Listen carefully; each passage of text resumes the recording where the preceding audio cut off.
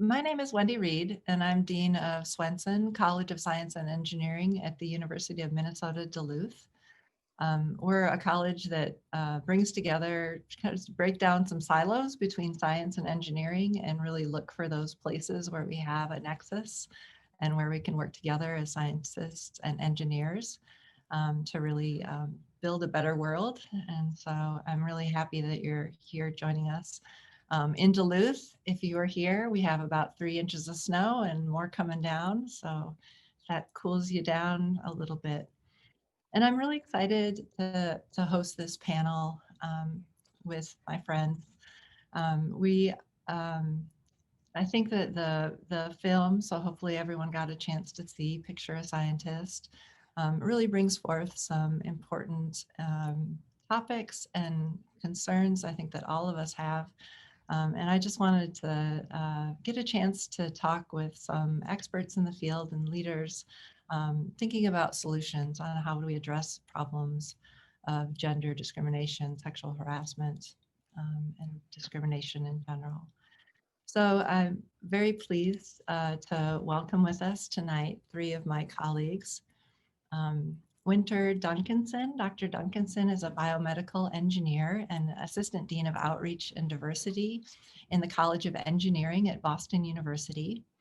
Her research area is in the use of microfluids and polymer microbubbles in biomedical applications. So things like drug delivery and ultrasound imagery are some of the applications of her work. She received the Carl Strom Underrepresented Minority Fellowship for a Gordon Conference and a AAAS Program Award for Excellence in Science. She started her career teaching engineering in Central Asia and South America. And she really brought her expertise as an excellent engineer to research-based curriculum in those areas, in those countries. And now at Boston University, she brought that world expertise to seniors in their capstone biomedical engineering design courses. And she's really building capacity and programs to enhance diversity, STEM education throughout her role in her role as Assistant Dean of Outreach and Diversity. So welcome, Wynter. We're really excited to have you here. Dr. Erika Marin-Spiotta is at the University of Wisconsin-Madison. Dr. Marin-Spiotta is a professor in the Department of Geography at the University of Wisconsin-Madison. Her research evaluates how landscape disturbances affect distribution and dynamics of the gains and losses of biomass and biologically active elements across ecosystem boundaries. She has been instrumental in bringing programming to support underrepresented groups in the geosciences through the Advanced Geo. It's a national program funded by the National Science Foundation, really to transform workplace climate in STEM fields through development of bystander intervention and research ethics training. She's the recipient of an NSF Career Award, a Presidential Early Career Award in Science and Engineering, and a Salzman Award for Excellence in Education and Mentoring. She's also an Ambassador Award, most recently from the American Geophysical Union. Congratulations on that recent award, Erika, and a President's Award from the Association of Women Geoscientists. So at the University of Wisconsin, she's a diversity liaison, and she works with the Vice Provost and Chief Diversity Officer there. So welcome, Erika. Happy to have you here this evening. And then we have Kelly Nash. And Kelly, Dr. Nash is a professor of physics and astronomy at the University of Texas, San Antonio. She's also the Associate Dean for Faculty Affairs in the College of Sciences at UT San Antonio. Her research focuses on the synthesis and characterization of nanomaterials and their physical interactions with biological systems. And she studies this from molecular levels up to cellular level work. And the impact of her nanomaterials research, it really stretches from fundamental biophysical studies to medicine and energy and environmental applications. She was awarded the Air Force Office of Scientific Research Young Investigator Program Award in 2015 for research efforts in biophysics.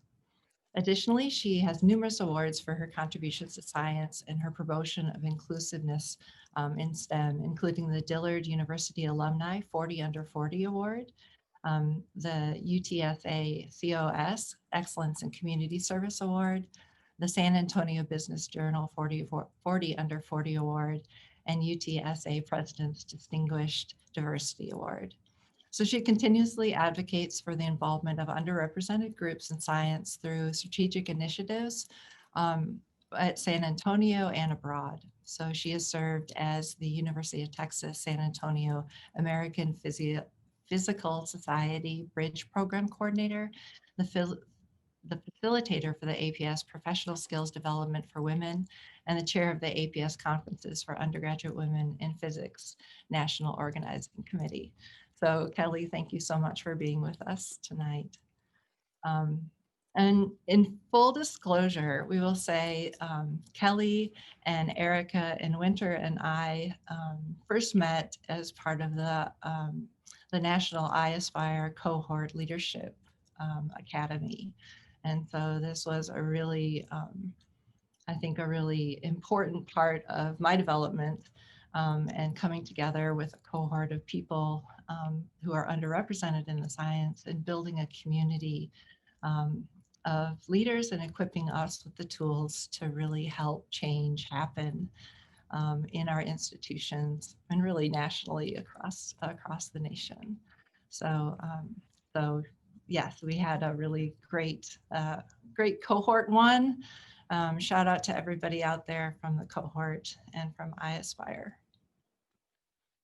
So one of the things that I thought came really up in the film for me was the importance of knowing that you can't do this work alone, and that you have a community of people working on these issues of equity. And I was just wondering if maybe Erika, if you would be willing to talk about some of the programming at your institution that was really impactful for building community. Yeah, absolutely. Well, first of all, thank you so much for inviting us. I'm really thrilled to be part of this super exciting panel. It feels like being with family tonight. And yeah, I actually was just had a conversation before the panel with my cohort of part of the diversity liaison program at the University of Wisconsin-Madison. And one of the things they're doing is bringing together a team to work on issues of diversity, equity, and inclusion at the university. And so they've had different iterations of the program. The most recent, we're in the second cohort, and there are four people, from faculty and staff, and we're actually very interdisciplinary. So we actually covered the breadth of campus, and we come from different colleges. And we get to work together with the vice provost for faculty and staff affairs, and also with the chief diversity officer on projects together. So for me, it's been fantastic because a lot of the work I've been doing has been with teams off campus nationally with professional societies and nonprofits.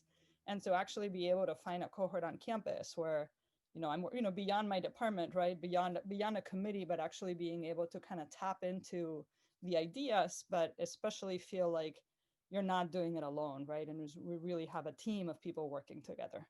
So that's one really great program that I'm excited about.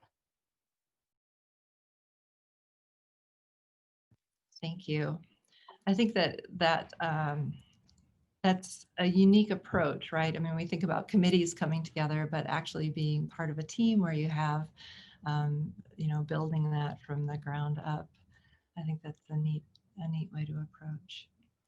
I don't know, Kelly, did you have anything to add about programming to build community at San Antonio?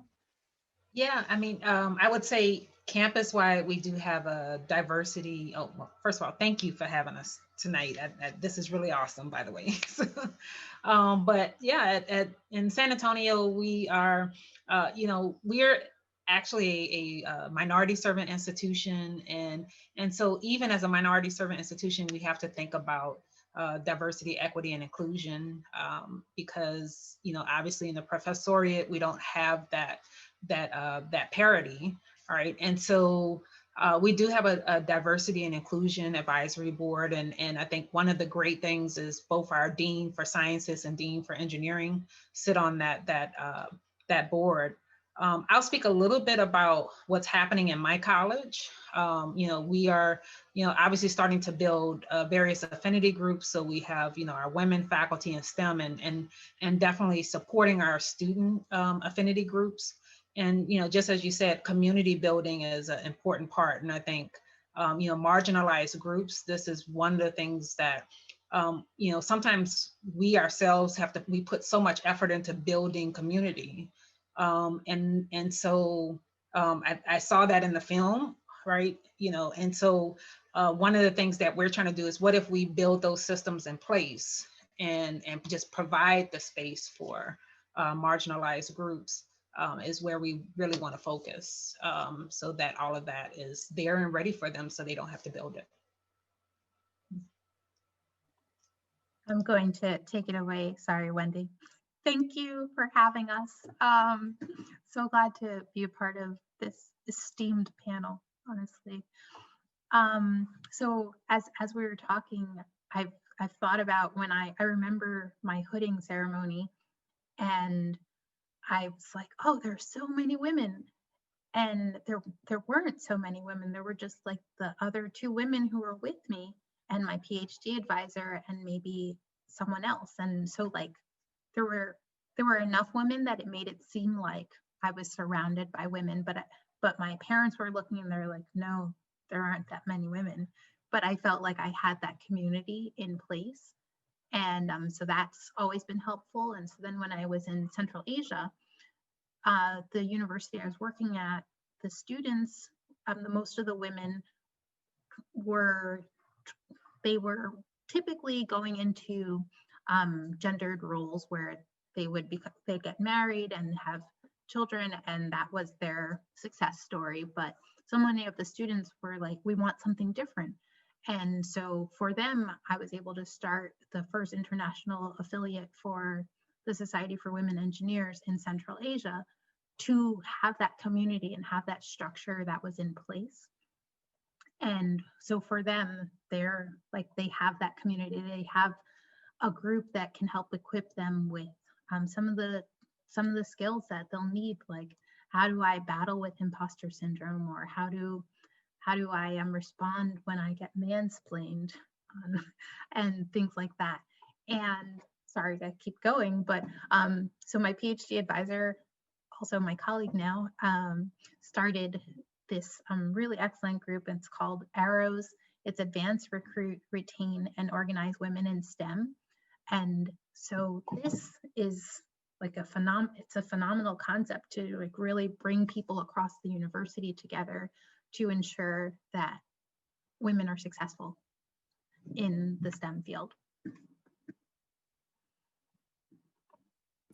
Yeah, and it makes me think in the movie, when they were talking about allies and the importance of having allies, and how I think it was Dr. Lewis who was an ally for the things that Jane Willenbring was going through, and thinking about how do you build capacity for allyship, and what do we need in our allies to not do work for us, but do work with us, or make sure that the way is cleared so that we aren't overlooked in meetings or talked over or mansplained, or that it's not always us bringing up those issues. And so I'm curious if any of you have experience with ally program, like formal programs, or has it always been an informal sort of conversations that you might have with colleagues? Maybe I can jump in first. Yeah, that's a really good question. And I think one way to build more allies is to get more women in positions of leadership, more people of color, women of color in positions of leadership, right? And not just depend on the traditional leaders to actually be able to speak for other people, right? But to actually kind of change who's in those positions to actually be able to transform institutions. One of the programs I'm leading, funded by the NSF, so we're trying to build allyship is by empowering, faculty specifically to be able to recognize harm when it's happening around them and to actually be able to speak out.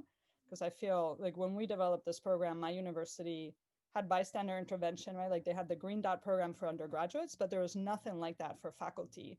And so often, right, we are kind of taught to just focus on our research, and not deal with kind of the messy stuff, right? And especially scientists, right? Like, we got to deal with the data, not deal with like the like the pejoratively called like the emotional side of science, right? Which is really so important because that's people's lives. And I've really liked this approach of just empowering people, having them think about, how do you recognize things when they're happening around you, and then what skills can you use to actually support the people being targeted by these behaviors, whether be it a racist comment or bullying or sexual harassment. And then what do you say, right? Like what do you do and what do you say in the moment? Because so many of us have been in those faculty meetings, right, where something gets said and nobody speaks up, right? And part of the reason is because a lot of us are like conflict averse, right? And we don't know, and there's power dynamics too, right? So there's a lot of things attached to this. Yeah, I think you're exactly right, Erika, that it's in the moment, like making sure that we're equipped with the tools to respond right away. So that's an amazing program, I think, that to bring that training to different institutions, because we don't often know. Don't often know. And I know in the film it brought it up too. It seemed like Jane was handling it, right? It seemed like she was okay. But upon reflection, it's like that the weight of having to handle that all the time and the weight of having to deal with those comments, it does weigh you down, and then you're not doing your science and you're not doing all those things that we're passionate about and good at, right? Yeah. I'm curious, Kelly or Wynter, do you have any thoughts about allies? Yeah.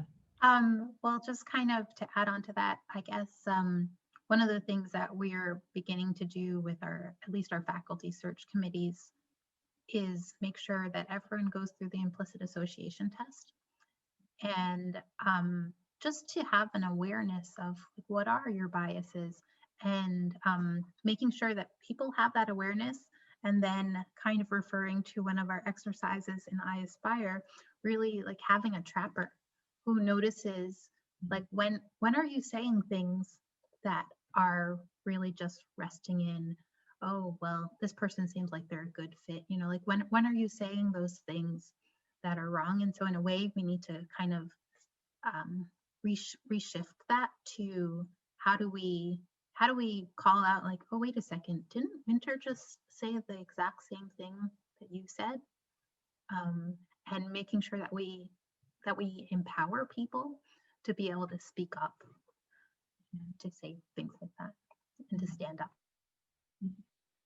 Yeah, absolutely. I think that is a really key part of empowering people, right? But it also, like, it gets back to that community, knowing that you have others that are looking out for you, and that it's not always you that's bringing it up, because it does feel that weight is a lot to carry. Yeah. So one of the things that we often talk about, and the film talked about this too, the idea of leaky pipelines and sort of what kind of programming can we bring forward to handle the leaky pipeline. And, I think for those of us who've been doing this work for so long, you're like, the dang pipe's been leaky for a long time. And it makes you wonder, is that an appropriate analogy? Is that the right analogy to think about the issues that we're having? Or is that really not a very helpful way to think about the pipeline and diversity and what we're doing to build a workforce that is equitable? I'm kind of curious, do any of you have any thoughts on that?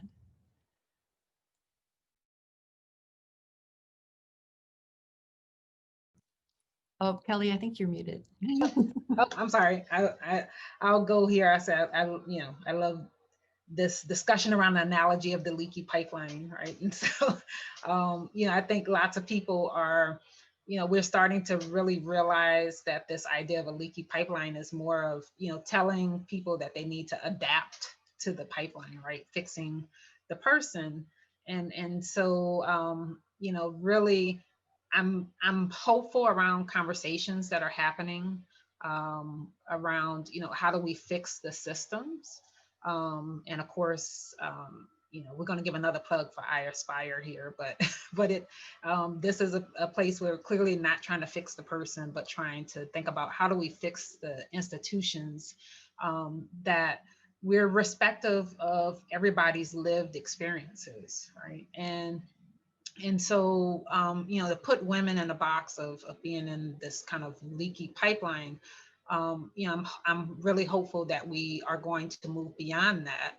And the movie itself really highlights where we've been. And so one of the solutions, I think, even going back to the previous question, is having conversations, just even having, those conversations about what equity and inclusion, what does that really mean, right? We think a lot of people don't have the vocabulary, right? So, it could be the starting solution, right, is coming off and just talking about the vocabulary around diversity, equity, and inclusion, and empowering people to understand what that means as a starting place, and using that to move away from this leaky pipeline discussion. And to Wynter's point, when she talked about, I love this arrows program, so we're going to talk off, right? But where's the reward for the reward system? How do we reward women? I do appreciate all of you all on this panel, because we mentioned all the awards that we have received at the beginning when they introduced us. But are we really have a lot of work to do to move women away from that reward system where it's only around teaching and instruction. And I know we're doing all kind of great things around diversity, but are we also making sure that we have equity and reward structure around our research? Because we're all awesome researchers as well. So.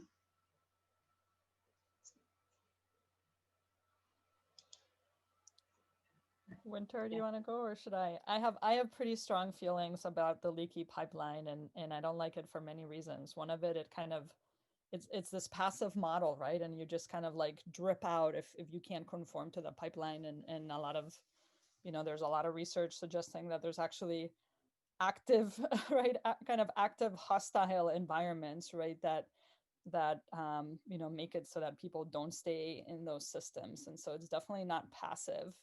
And then I also want to recognize that people, if we think of the leaky pipeline as academia, people who leave academia doesn't mean that they're not contributing to science, right? They could be, equally contributing to, to science, to research outside of academia. So, right. So it kind of assumes there's just like that one pathway to be a successful researcher. And so, on our team, we think of, we call it the vicious obstacle course instead of the leaky pipeline.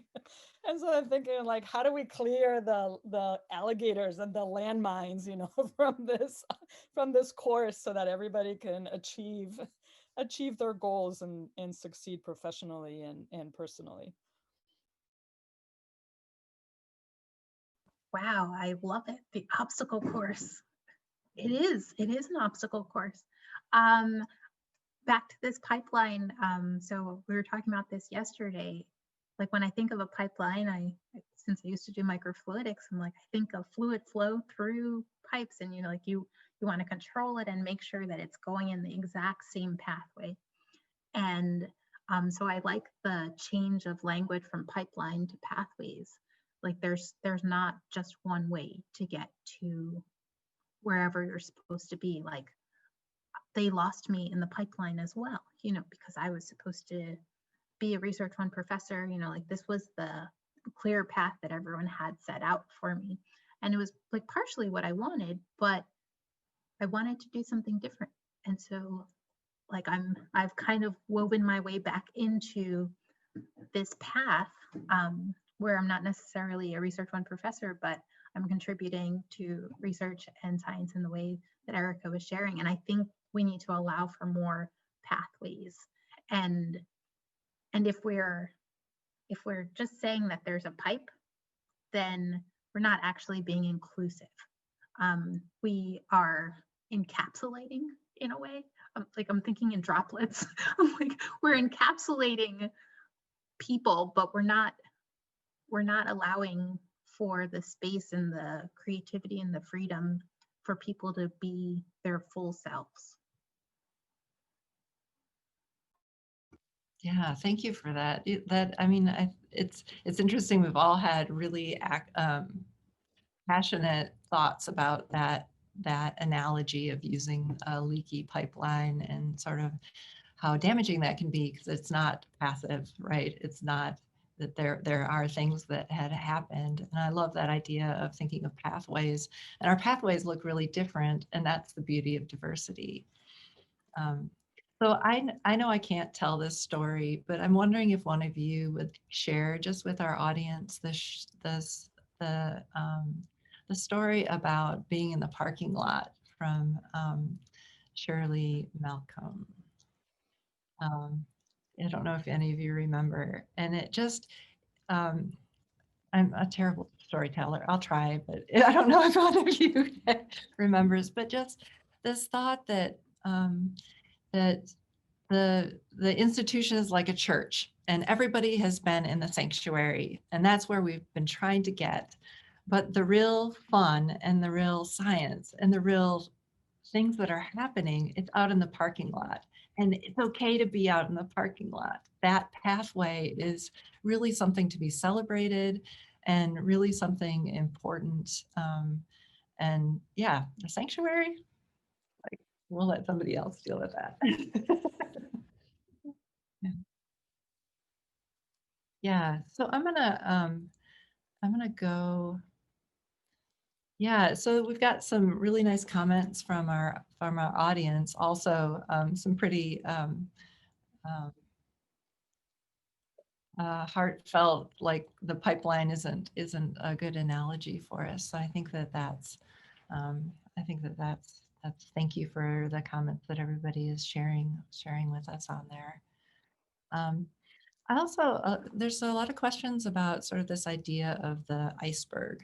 And so the things that are above the water that we all can agree are egregious and awful and sexual harassment and terrible, like the things that were happening to Jane Willebring and in those cases.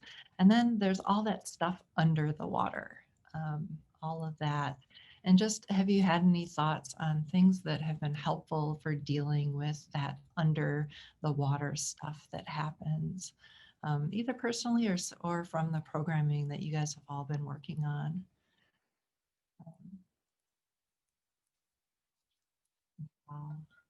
Yeah. Erika, Yeah. you want to go? Go ahead, Erika. I'll let you go first. Okay. I'm like kind of live and breathe these topics as part of my research right now too. So I have a lot to say. So you can ask me to be quiet at any moment. But yeah, so that gender harassment, right, that the movie talked about, the iceberg, is the stuff that we don't typically recognize as harmful as sexual harassment, but it's actually stuff that can happen often on a daily basis to people, right? And you might brush off one of those small comments, but when they're happening over and over, they can actually be as negatively impactful as, as one instance of sexual harassment. And so, with our advanced geo program, we're trying to get people to recognize, and a lot of the comments and questions that people are putting in are getting at the fact that our academic institutions don't deal well with sexual harassment, right? And even though sexual harassment in the United States is technically illegal, we still don't have a good system that protects people from sexual harassment at universities. And so we really don't have a good system of protecting people from the stuff that doesn't, that's not even technically illegal, right? And so we've been trying to kind of focus a conversation, or like shift the focus of the conversation to think about, how these behaviors like do not have to be illegal to be harmful, and that we need to be really, really conscious about how we treat people, the language that we're using, right? Is it inclusive? And just all those smaller behaviors, and not wait for things to escalate to the level where you have to go to the Title IX office or to the EEO office, right? To the Title VII. But really think about, kind of those, that bottom, right, of the iceberg in the murky waters that sinks the Titanic, right? Because it's so important, and not to, right, and to kind of, nip things in the bud before they escalate, to kind of those more serious legal. So that's I think kind of a shift of people's framing about these problems too. So there was a question just about, what do you do, Erika? Like, what would you recommend when somebody comes to you after a meeting and said, I can't believe they said that, and that was so awful? Like, what are some things, like, just take homes that we could take, like what to say? I know you've done a lot of this training, so. Yeah, I mean, when something happens after the meeting, there's different ways, because what we often, often we'll hear something and not even quite kind of recognize, like, wait, what are they saying? You might, I'm kind of a slow responder. Like, I'm awful at telling jokes because I think of like the best punchline like 2 weeks later, right? So it's hard to kind of think about how to respond in the moment. But when something happens later, and you haven't spoken up in the moment, like, it's really important always to go to the person who was the target of that behavior, and just, let them know that I recognize that behavior, that statement was inappropriate. How can I support you, right? Because that can be actually, even be, like the psychology research shows that, these types of behaviors can actually be more harmful just when somebody doesn't do anything and doesn't support you, can be more traumatic than the incident of harm itself. And so, because we often second guess ourselves, right? Like, did that really happen? Like, nobody said anything, so maybe it's just me, right? Maybe I'm being oversensitive. So it's really important, even if you don't feel comfortable, or don't, are not able to say something in the moment, to reach out to those colleagues and say, I'm really sorry that happened to you. That shouldn't have happened. How can I help, right? And then think about next time it does happen, right? Be prepared for it, and and speak up. And there's a lot of different ways to speaking up. Like, I like bystander intervention because it shows you how to do it. If you're an extrovert and like a really direct, passionate person, there's a way to do that. And if you're very shy and don't like confrontation, there's also a way to speak up and address things. I think this also just plays into the need for allies, because I'm one of those people too. I'm like, did they really say that? No, they didn't say that. Okay, so then I just keep moving on, and if someone doesn't bring it to my attention, then I'm like, oh, then really nothing ever happened. And so if you don't have other people who are in the room who are paying attention to things, then you're stuck, and then you're left with the bottom of the iceberg that just continues to grow and pile on. Yeah. I thought that part was very fascinating. And in fact, I started making a list of my own when I was going through the movie. And I was like, this is, even, 10 years later on faculty, I'm experiencing these things. And so, but, I like what Erika has said. I've used that tactic and, approached a person, and very much, I think, a lot of times, as Winters has said, having someone that's an ally, and a lot of times you don't recognize those people right away, but I've had quite a few allies in my life that will say, hey, I saw what happened in that meeting, and that person helped me to approach the incident. But I think this is the space, and I see a lot in the chat about how to deal with this, and I'm a big advocate, that you have to also support yourself and be take care of yourself and your health, right? And so all of that can eat away at you, and particularly around mental health, and so making sure that we are taking care of ourselves, right? And that's the first step. We do talk about this when I do the APS professional skills with women, workshop. And so, as Erika and Wynter pointed out, talking to the person directly or having an advocate, but, also knowing when you just can't deal with that person and you have to go around that person, and that is a toxic interaction that you just won't be able to reach that person. And so, it's difficult when that person is in power. And so, figuring out how to navigate that is the part where you have to figure out, when do you walk away. And I will tell you, even in my own personal life, like I've had to walk away from situations, and because of those pathways that Wynter said, right, I was able to find a pathway. But it can be detrimental to your mental health if you try to wear down on someone to fix them, right, when they're the one with the issue and you're not the person with the problem. Yeah, I'm glad you brought that up, Kelly. I see a lot of comments of people being frustrated with lack of support at their universities. Like universities not dealing with complaints appropriately, or not having, somebody says like, not, I don't have a team of women like in the movie, right, who can rally together. And I think recognizing that, sometimes if you're in a really toxic place, the best thing you can do is try to find another place. And I recognize that, that can be a challenge with employment and everything, but not to think that walking away from something that is toxic is a failure, right? A personal failure. Like, it's a failure of the system. It's not a failure of you. And then something that I found incredibly helpful during my career has actually been support groups and kind of peer mentoring networks outside of my universities.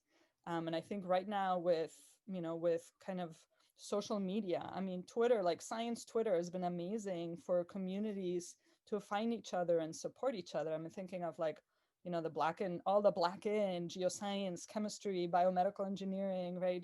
Physics that have been happening. Like, those are all people who met on social media, and they're all sharing their experiences, and they're all helping each other, supporting each other, being advocates for each other.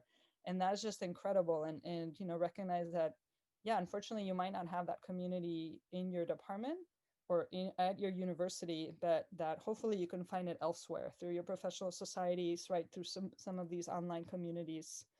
Your family, your community, your church, if you're a member of a church, or other organizations, and to use those for support.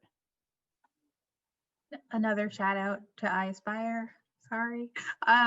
But part of iAspire that has been so wonderful is that we do have a network. Like, I have a network of people who live all over. And if I have a problem, I'll text Kelly and say like, hey, so I'm trying to deal with the situation, like, or can you help me see this in a different way? So yes, we were able to have this group from this wonderful cohort, but you like think about people who you went to undergrad with, or just really like think about people outside of the box people, and kind of make your team. And so in a way, like, as I think about my life, I've got like Team Wynter, and I know the people who are on Team Wynter, and I know I can go to this person in like this area, or this person for that area, but I know that I'm not an island. um, yeah, it just wouldn't work.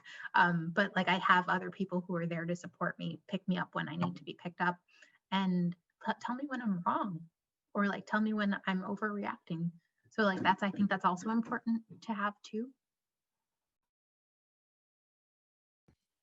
Yeah, I think it is.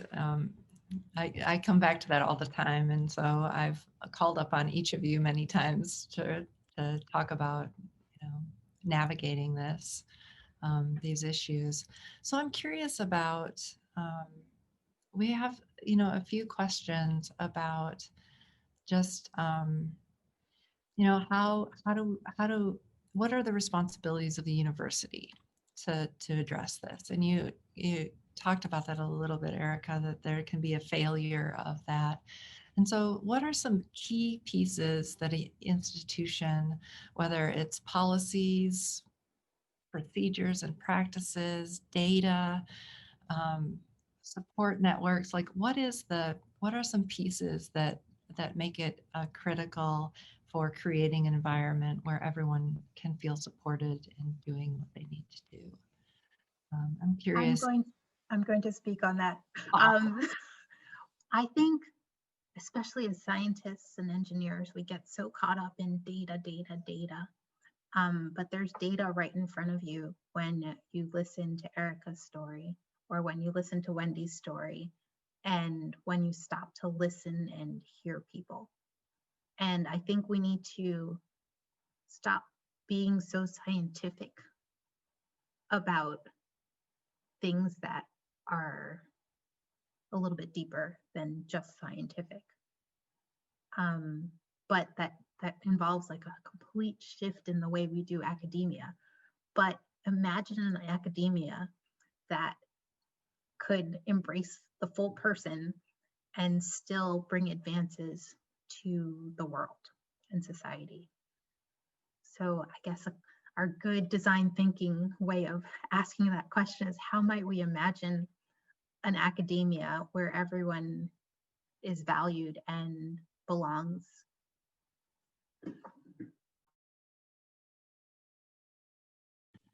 I like that. Yeah. One thing we've been doing to kind of address that, and I feel like there's a long way for us to go to do that imagining and realize it.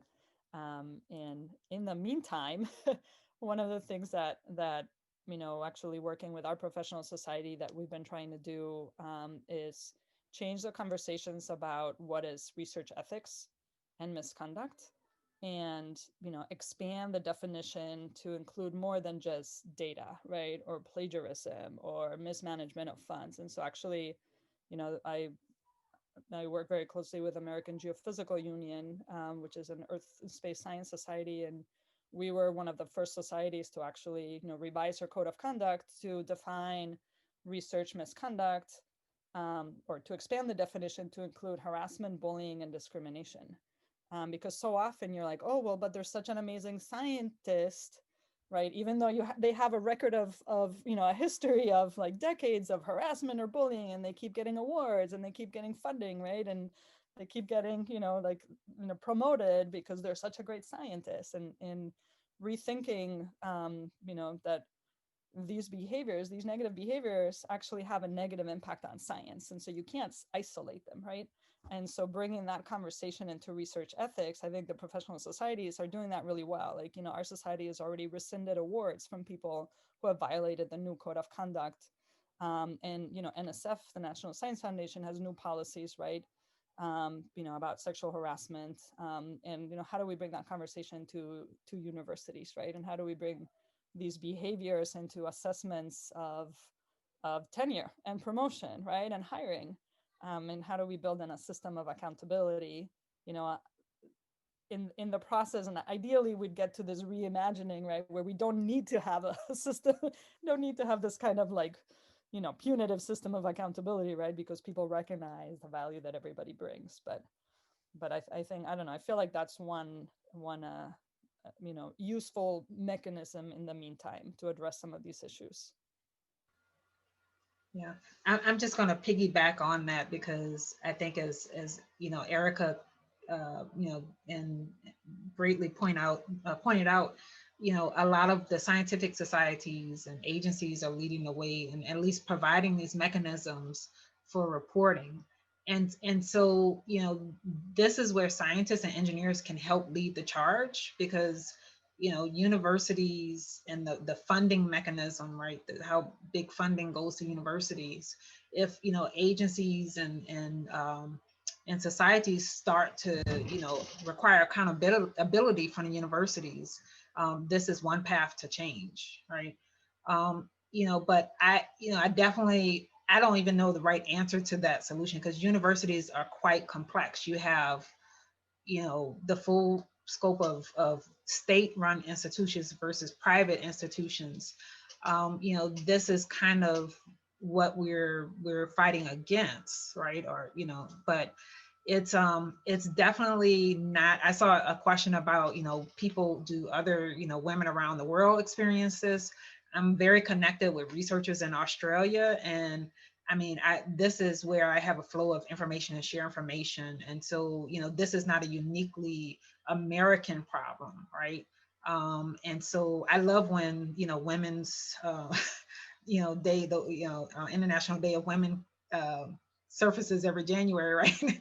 Because I mean, it is a day of joy to share that with all of the women scientists that I know across the globe. But it's also a time where we get together and we talk about these things, and so I think it has to come with collective solutions, with strength of women in the community, in this case around academia, to push for change, right? And to insist that, there is accountability around any type of harassment and discrimination. Fully agree. And not to call out a specific group, but white men need to rise up to drive the change, because a lot of times it's the women who are doing all of the things for women. And so then like there's backlash in a way. And so we really need white men and men just in general to stand up for us, with us. Hear, hear. Yeah. I had a little bit of experience with allies and advocates, like a formalized program where men, and we had this at our institution a year ago, last fall, started the training, and just having men say, like, I'm going to be an advocate and get training and understand how implicit bias affects their colleagues, and take a stand and stepping up in those times. And that can be a really, really impactful program, and sort of help when we're in meetings and for the day-to-day things that they're dealing with, and making sure women are being nominated for awards, and keeping on top of that it's not always women doing that. So here, Wynter. Yeah. So there's so some of the questions are like people feeling tired of the obstacles, and get that. And what would you say to women who are at earlier stages on the path, or different stages in the path, that, I think we are all here and committed to kind of some of the leadership, because we believe that change is possible and want to be agents of that change. And so I'm curious what you would say to someone who's maybe on a different path, or at an earlier stage on the same path that you took. Okay, change is coming. Like I think about when I started my PhD, I was like, I'm gonna cure cardiovascular disease. And because like that was the vision, like that's the end goal. But I only designed a little piece that could possibly be used towards addressing cardiovascular disease, but it's one step closer than what it was. And so I feel like we're making change, and change doesn't happen overnight, especially for things that have been in place for so long. So don't give up, because the obstacles are changing, but they're also getting reshaped and flattened, I think.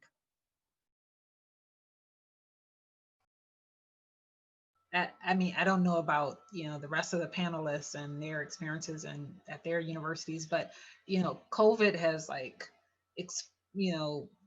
really changed, academia. And so, even in my role, I'm seeing more men, come to me with, oh, I'm struggling, and it's some of the things that they're saying. I'm like, well, women have been experiencing this, right?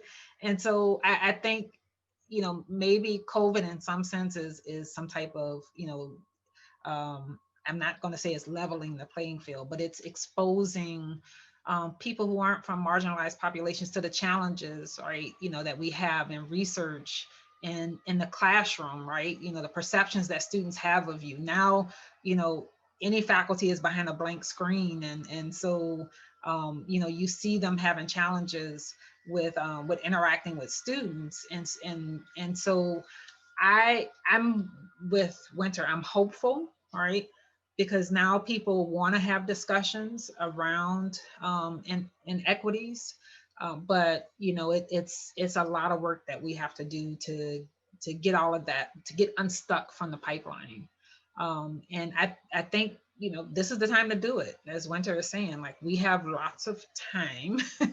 And people are using Twitter and people are connecting in new ways that I think when we come out of this, I'm very hopeful that, you know, we're going to have a generational change in what our academic institutions start to look like, and people are going to have more empathy and more respect for each other. That's you know, and me being hopeful out of what I see in the community.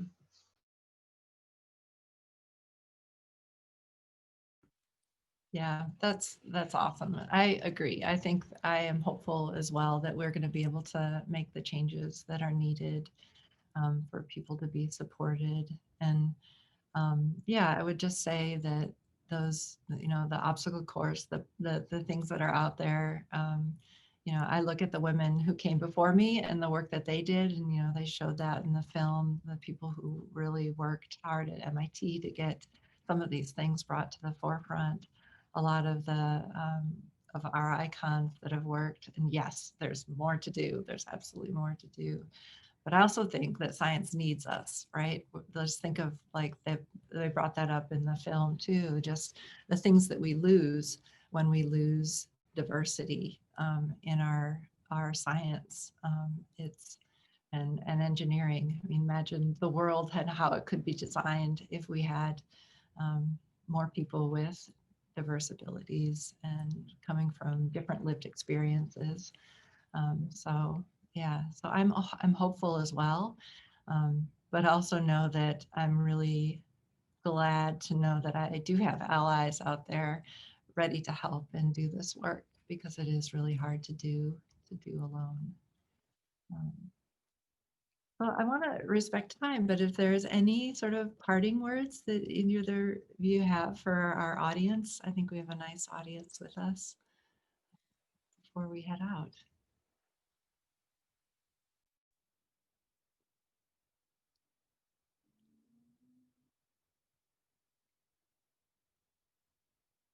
There's a lot of questions I feel not gonna get to, and I feel like a lot of people's frustrations and with the challenges are just unfortunately part of our academic institutions, of pretty much any type of academic institution. Just, you know, in a way, it's kind of like systemic sexism, right? Systemic racism. It's just part of our society, and so anything we can do to think about supporting people in our environments and thinking about how do we change expectations of how we treat people, how do we change the culture, and ultimately, right, how can we actually change the policies of our institutions, right? How do we change kind of, I mean, how we evaluate people? How do we change how we define, excellence, right, or scientific or professional success or research success, right, if you're in the humanities or social sciences and arts? So there's a lot of work, but I share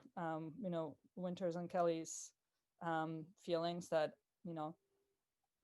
there is hope. I mean, the picture scientists hit home because actually some of those the people in that movie are part of my community. They're my friends, and so we know we're still dealing with major problems.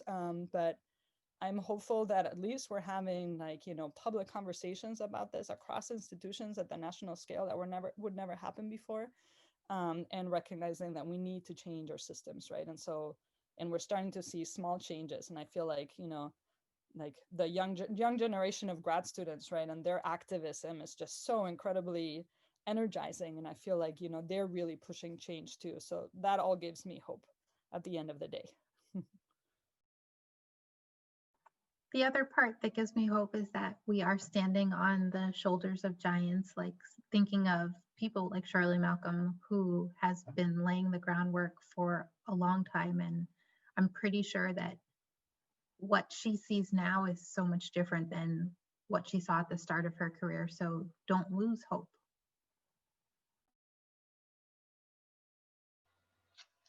I think what I want to add is, and close out with saying, the film that is, I think, an important piece to how we, how we address kind of these systemic issues. And so I do see a lot of comments about, the academy, and we can't just blame the academy. I mean, there's lots of institutions within America that we have to continue to break down the walls. And so if anything, I've learned from being a workshop facilitator for the professional development skills in women, and a lot of societies have this, where you're teaching women about how to advocate for themselves and negotiate for themselves. It's that information is power. And so this film, simply just putting that information out in the sphere, right, means that women who felt isolated, who thought it was just themselves experiencing that, now know that this is there. And now we can have a great conversation about, let's continue the conversation about how to find solutions, right? And how to fix the system and not fix the women.